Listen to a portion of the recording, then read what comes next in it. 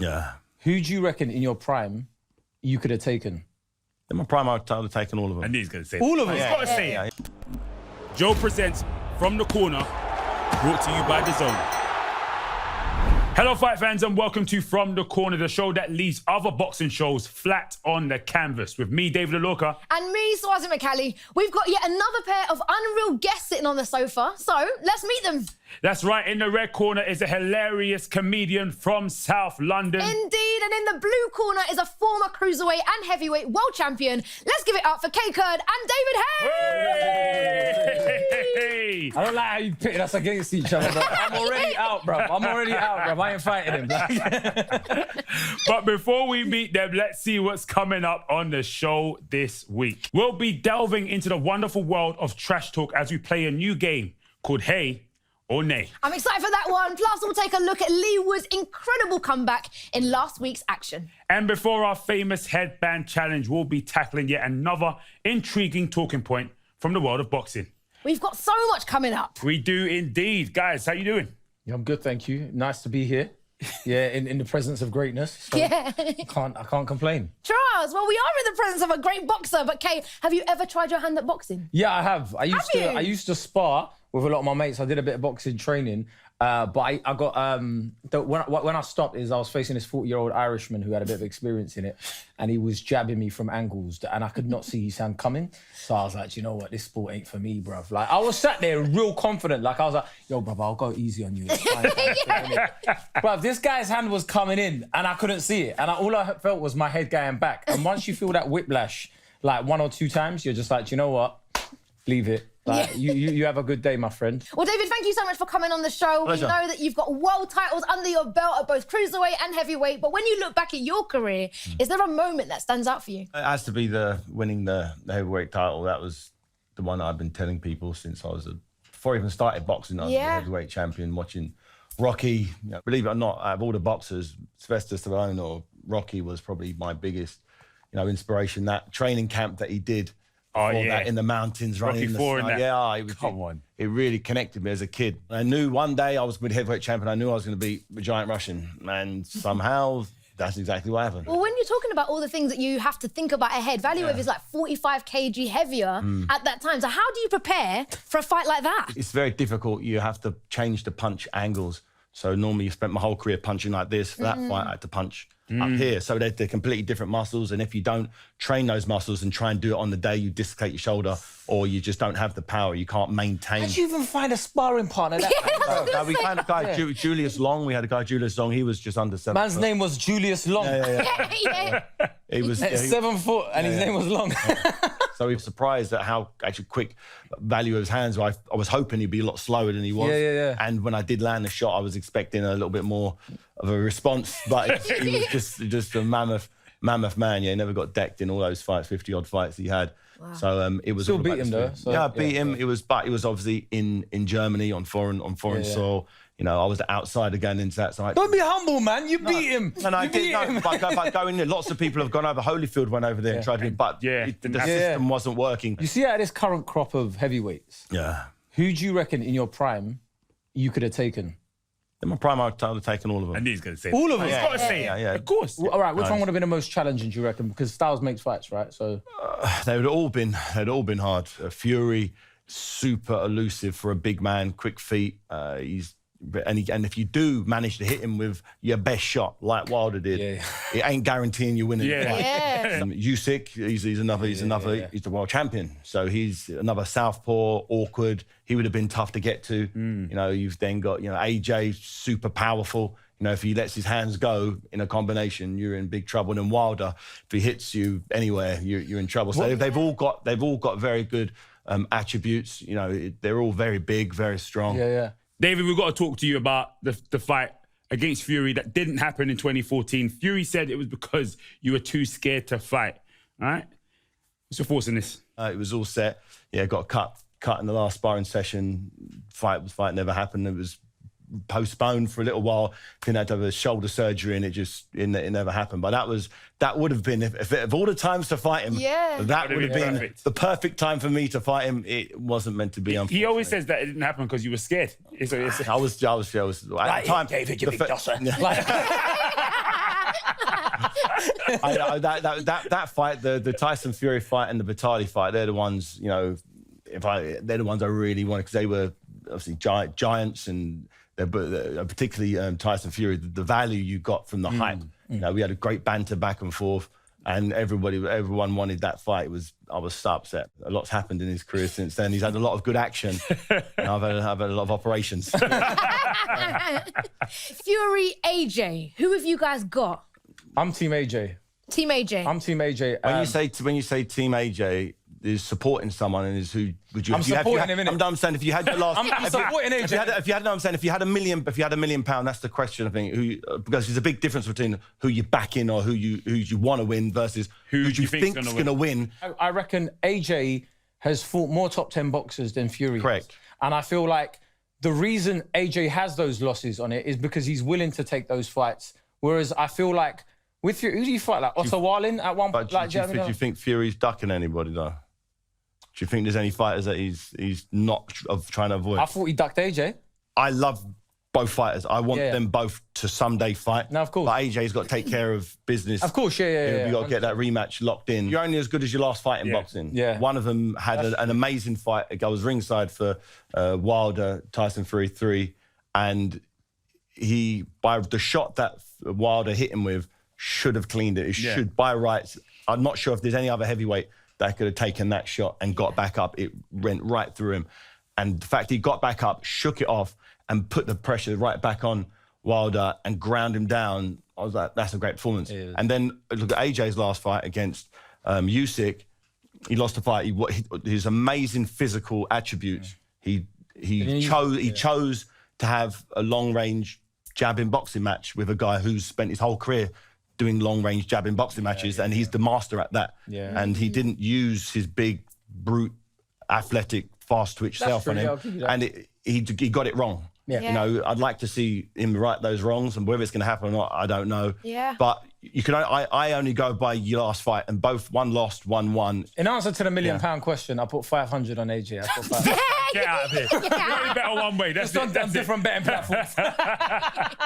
Is it true that David Haye motivated you to get into shape? Yeah. There was one picture, and I told you this, innit? Like, there was one picture. Cyprus. When he had a sledgehammer in his hand, and I was a fat boy at the time. I was a 40-inch waist, and I was like, that's the image I need. I was a boxing fan, and I was like, that's the image I'm going to use to motivate me. So yeah, I never got into that shape, but I did lose the weight. So yeah, 16 stone. Yeah, I was 16 stone, and I lost all of it. How tall are you?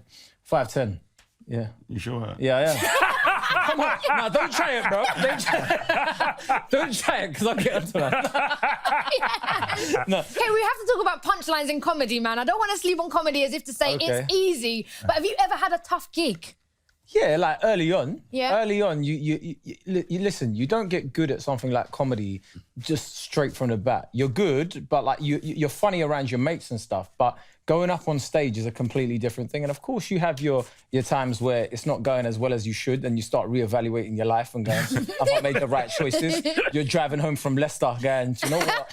Like, is it worth I don't even know you know about this. But it's like anything, man. You put the reps in, you're gonna get the dividends back. David, we got to talk to you about Lawrence Okolie, the Source. He's kind of in the position that you were once in, killing it in the cruiserweight, going through and thinking about heavyweight. So have you got any advice for him? For me, realistically, I think he's the next heavyweight champion. Yeah. I think this whole cruiserweight thing is just him like I did. You know, my cruiserweight campaign, I won 3 belts. And beating up, man. Yeah. I learnt my craft against guys that were 14 stone 4 coming down from 15 stone, so they were faster. They were the punch output in cruiserweight fights was significantly more than heavyweight fights. You get in a lot of the big heavyweights are just big and they're slow and they're ponderous, and I was able to use my skills to really capitalize on the fact that they weren't athletes. He's got that same athletic thing. He's actually bigger than I was. He's bigger than I was.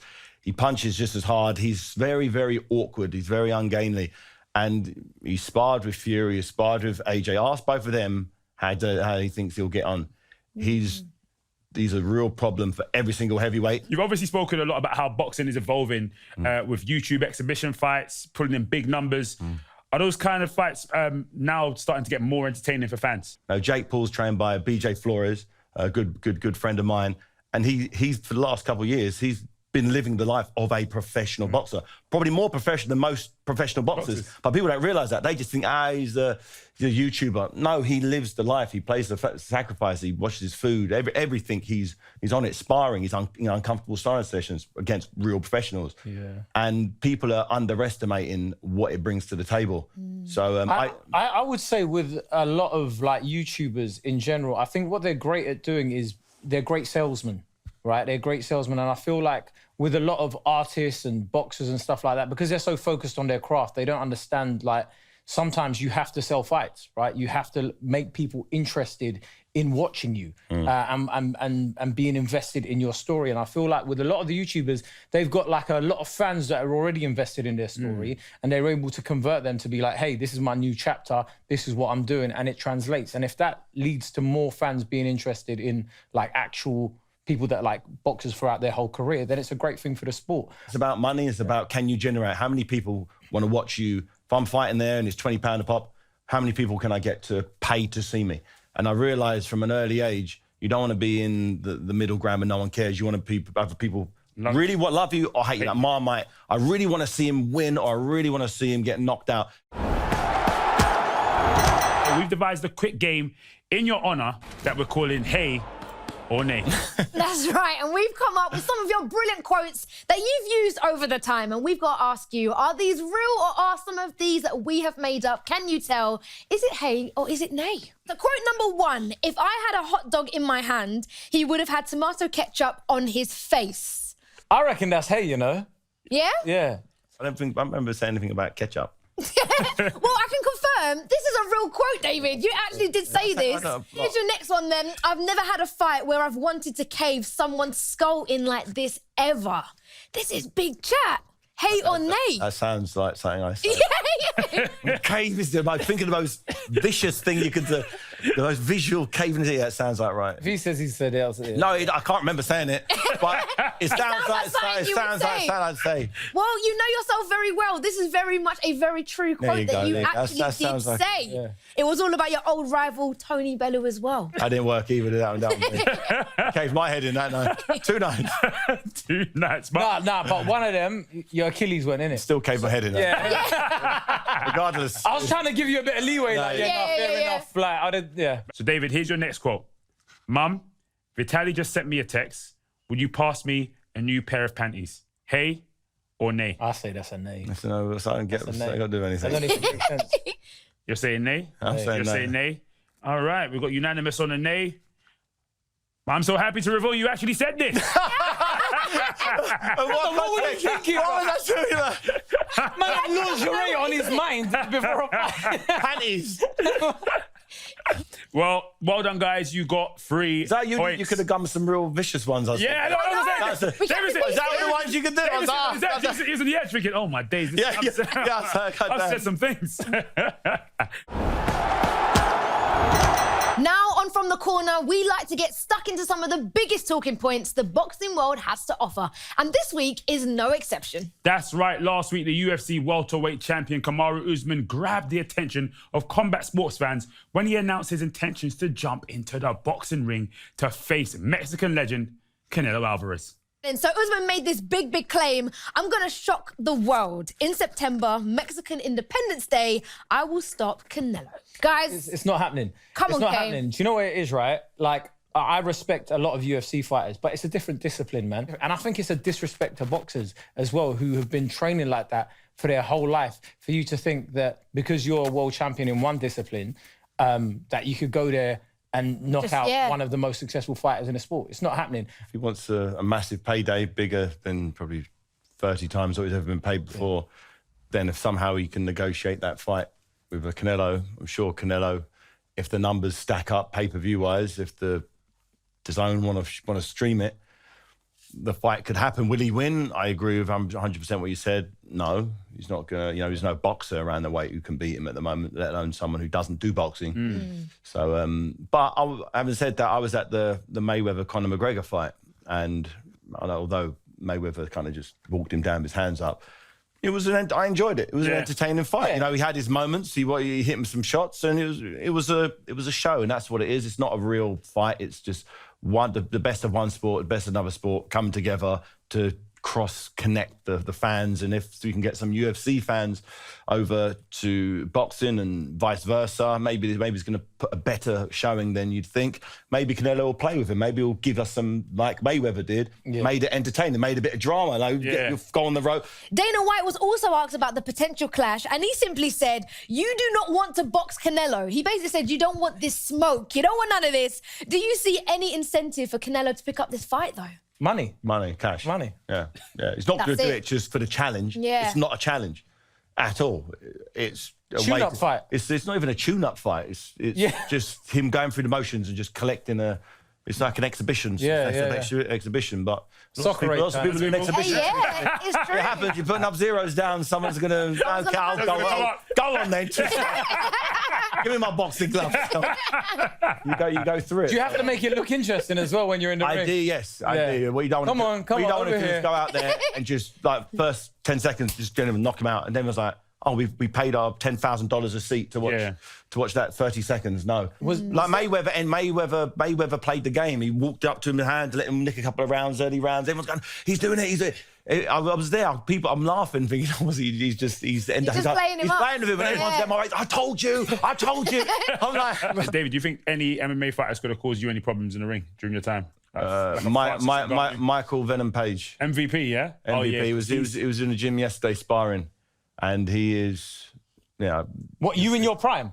Even in my prime, I would have struggled with him, yeah. Wow. Because remember, he's the same size as me. He's 90 kilos, both the same size, 90 kilos. He just happens to boil down to his weight divisions at 78 kilos. So, yeah, he would, his unorthodoxness would have caused me, because he's so far from anyone I've ever fought, and everyone who's ever sparred with him can attest it's very, very difficult to land a glove on him. Now, on Saturday on DAZN, the featherweights Leigh Woods and Michael Conlan went to war, and it's fair to say the fans were not disappointed. Not at all. It was an incredible spectacle, and the former world champion, Carl Frampton, even tweeted that it was the best fight he's ever seen. Let's remind ourselves why it's been described as the fight of the year. Underway then, 12 rounds for this WBA version of the world featherweight title in this sizzling atmosphere, and straight away Leigh Woods gets on the front foot.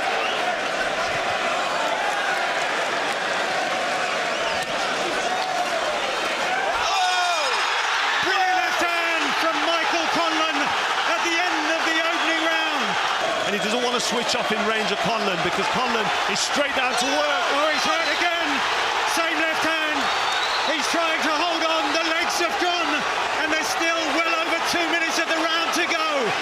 Leigh Woods is desperately holding on here. Conlan is cut by the left eye, but that's the least of his concerns here. It can breathe. This is better from Leigh Woods. Just targeting the body of Michael Conlan, trying to slow the man down. It was a good left to the body. Good exchanges here from both men. He needs a big round. Here it comes, Leigh Woods. He's picking shots nicely. Conlan on his back foot, doing a good job defensively, but Wood getting through. And believe me, these shots are hurting. They're having an effect. Oh, this is brilliant from Conlan, and I thought I saw the leg shake of Leigh Woods. How is he taking these shots? Half a minute to go in the 11th round, and somehow Wood... Where in sport do you find this level of courage, this level of resistance as Leigh Woods falls back and scores the knockdown? Leigh Woods is doing exactly what he needed to do, what I was asking him to do, and he's going for broke, and he's having success. It's over! It's all over. He's telling the crowd to just calm down, to ease up on the celebrations. And still the WBA featherweight champion of the world, Leigh Woods. That was mad. Like, even on socials, blowing up big time. Going into round 12, all the judges had it one way. So how do you dig deep for that, like Leigh Woods did, and bring it all the way back, David? Man, it's instinctive. You can't really train for that. It comes from within. It's not a... You can't learn. It's not a well thought out plan. Right, yeah. You're born with it. It's just it's live and die. It's life and death. You got to just do what you got to do. Conjure up whatever you have just to keep going. Doing what you've practiced to do, and just hope it connects. That's going to motivate him so much as well. Like, if a guy's knocked you out of the ring, like, and you've become like a meme, it's going to make you go, I want to beat the hell out of this guy next time we go into battle. I've never seen a fighter in recent years go through what they both went through. Yeah. You know, there's a winner and a loser, sadly. Someone's got to win, someone's got to lose, but I'm not sure what they got paid for that. But however much it wasn't enough. Do you reckon that can sell out a stadium next I could time? sell out Wembley. I could sell out any. Yeah, it's just, if they do it again, it's that big. But I just hope they're both okay. Because you know, one of them landed on his head. One of them got so many clean concussive punches. They need a holiday, is what they need. They need to just hook them up. They need to come to Costa Rica, just chill. They need to chill for a few months. When your head's on the canvas, do you ever think there's a better way to make money? Like in your head, like, oh my gosh, like why did I choose this career path? No, they're warriors. They're on the battlefield and they're just going at it. Right, guys, it's time to finish with our trademark headband challenge. Now, David, as you're injured, you're going to have to sit this one out, my friend. But Kae, that means it's all eyes on you. Don't try and hit the ball too hard. Okay. That's good advice, you know. We're the gentle, remember, it's not the quality of the punch, it's how many. So technically, you could put it on your leg and just go like that. No cheating, no cheating. So where are the rules? Show me the rules. Okay, you've got 30 seconds to land as many punches on the ball. The person to beat is our current leader, European featherweight champion Jordan Gill from last week, whose score is 88. So no pressure. Featherweight champion. 3, 2, 1, go. Go, Kae. Let's go. Speed. You got this. Punch one hand into the other. Oh. There you go. Get the ball between your hands. Go. That's quicker. That's it. Bring your hand. No. Get punch one hand into the other hand. There you go. There you go. Go, Kae. There you go. There you go. Band challenge. I mean, There you go. There you go. Now you got it. right now. DAZN. Remember the knuckle point of the glove. There you go. What is going on? Go, Kae. This is priceless. There you go. He's got it. He's got it. He's cracked it.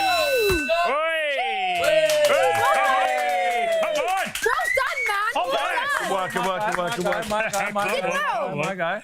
My guy. How much was that? Hey, wait. How was it first? That was good. I mean, I never thought I'd ever have David Haye in my corner. Trust me. That is pretty in good. a boxing challenge, that's already He's a good bucket student, list. this one. A good student. Thank you. See, I'm only as good as my trainer. So, like, all the wisdom he imparted on me, I'd like to thank everybody at home watching as well. It wouldn't be possible without them. So, thank you. You don't even know if you got it yet. So we're gonna go to the judges' scorecard. And the new Come on! Jordan Gill, take that, bro! 91! Sign the contract! That's amazing. Sign the contract! Well, you've also got the best trainer we've had on the show. It's all about technique, tactics. Was it? It's a Yeah. tactic thing. I just want to let everybody know I'm going to be fighting on Haymaker Promotions March 30th. You guys have been absolutely so good on the show. Thank you so much. Give it up for Kae Kurd and for David Haye. Remember to find us on the Joe YouTube channel or wherever it is you get your podcast. This has been From the Corner, brought to you by Joe and DAZN. You've been listening to From the Corner, brought to you by Joe and DAZN.